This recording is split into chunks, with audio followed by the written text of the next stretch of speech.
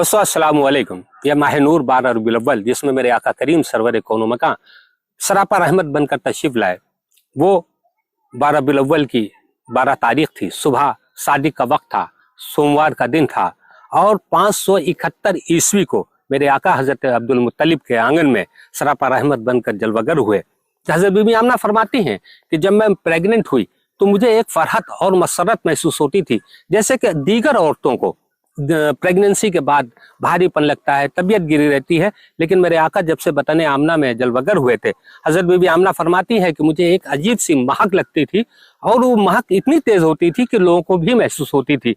हजरत बीबी आमना फरमाती है कि जब मेरा लाल जलवगर होने के करीब हुआ तो एक जन्नत से एक तश्त में एक दूध जैसा शहद और एकदम मीठा बर्फ की तरह मुझे पिलाया गया। मुझे फरहत महसूस की। आसमान से एक नूर की किरण मेरे पेट को टच की।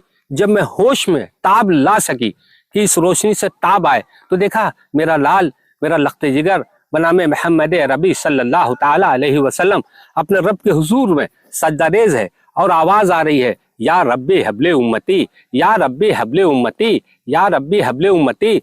अभी दुनिया में बनामे मोहम्मद अभी जलवागर हुए हैं और उम्मत की इतनी फिक्र है कि दुनिया में तशरीफ लाते ही फरमाते हैं, या अल्लाह मेरी उम्मत को बख्श दे।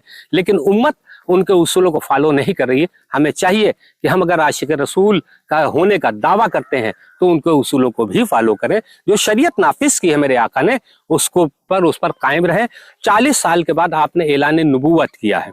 40 साल के बाद ऐलान नबूवत किया है। नबूवत मिली नहीं, वो रोजे अज़ल से नबी थे। तो जब 40 साल नबूवत हुई तो 13 साल आपने तबलीग दीन के लिए मक्का का शहर के आसपास आपने दीन की तबलीग की है। उसके बाद आप हिजरत करके मदीना तशरीफ ले गए हैं, वहां से हिजरी चली।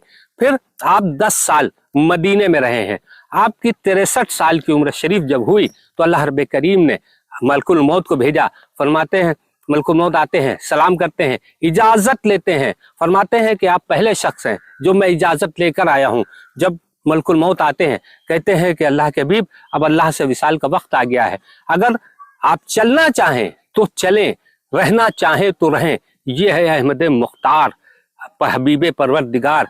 लेकिन मेरे आका करीम सरवर कौनो मकां फरमाते हैं, जिसमें मेरा रब राजी उसमें हम राजी। तो 634 ईस्वी और 11 हिजरी दिन 12 रबीउल अव्वल मंडे को ही आपने इस दौर फानी को अलविदा कहा।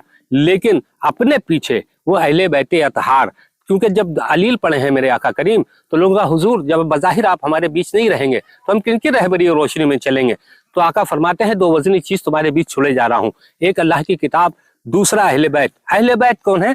आपके घर वाले, वो अहले बैत है। आपने फरमाया मेरे आल की इतरत इताअत करते रहोगे तो कभी गुमराह नहीं होगे। कुरान की रोशनी और मेरे घर वालों का साथ तुम्हें जन्नत तक पहुंचा देगा, जो पुलसरात की रास्ता आसान से पार होगी। मैं फिर से अहले दुनिया को इस माह नूर 12 रबीउल अव्वल सरापा रहमत आका रहमत सरापा नूर सरवर कौनो मकां की आमद पर बहुत बहुत मुबारकबाद देता हूँ। अल्लाह से दुआ करता हूँ कि अपने रहमत आलम सल्लल्लाहु अलैहि वसल्लम के सदक़े में हमारे मुल्क के जितने भी बाशिंदे हैं उन पर रहमतों की बारिश रहे। अस्सलामु अलैकुम।